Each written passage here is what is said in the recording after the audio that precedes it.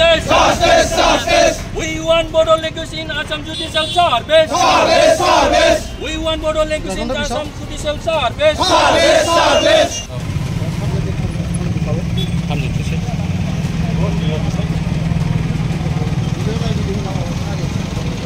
আমি এটা কাৰ্যসূচী লোৱা হৈছে ইয়াৰ মেইন উদ্দেশ্যটো হ'ল যে আসাম জুডিচিয়েল সাৰ্ভিস যে গ্ৰেড 3 নিখিল বড়ো ছাত্ৰ সন্থাৰ এটা দীৰ্ঘদিনীয়া এটা দাবী আছিলে যে আসাম জুডিচিয়েল সাৰ্ভিস গ্ৰেড 3 যে ইয়াত মেইন যে এক্সাম এই এক্সামত 50 মাৰ্কৰ কাৰণে যেটো মানে অসমীয়া ভাষা হিচাপে ইয়াত লিখিবলগীয়া হয় তো ইয়াৰ আমাৰ দীৰ্ঘদিনীয়া দাবী এইটোৱে আছিলে যে আসাম জুডিচিয়েল সাৰ্ভিসৰ যে বড়ো ভাষাক ইয়াৰ অন্তৰ্ভুক্ত কৰিব লাগে আৰু দ্বিতীয়তে লগতে যে ৰিসেন্টলি এটা এডভাৰটাইজমেন্ট ওলোৱা হৈছে যে জুনিয়ৰ এডমিনিষ্ট্ৰেটিভ সাৰ্ভিস এই সাৰ্ভিসত আমি দেখিবলৈ পাইছো গুটি অসমৰ টোটাল 367 এনেকুৱা পদ আছে ইয়াৰ ভিতৰত আমাৰ কোকৰাঝাৰৰ 9টা চিৰাঙৰ 5টা ওদালগুৰিত তেনেকা ধৰণৰ আছিলে তো আমাৰ দাবীটো এইটোৱে যে আমি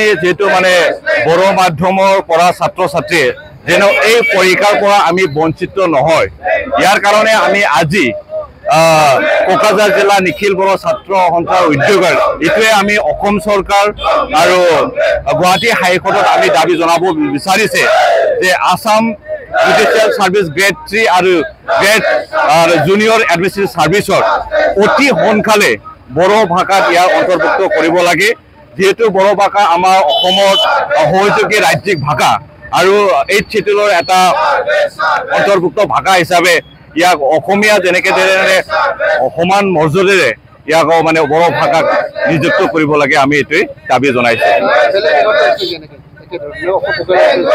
এইটো আমি আজি গুটি অসমৰ বিভিন্ন মানে জিলা পৰ্যায়ত এই যে এডভাৰটাইজমেন্ট জ্বলোৱা কাৰ্যসূচী এইটো লোৱা হৈছে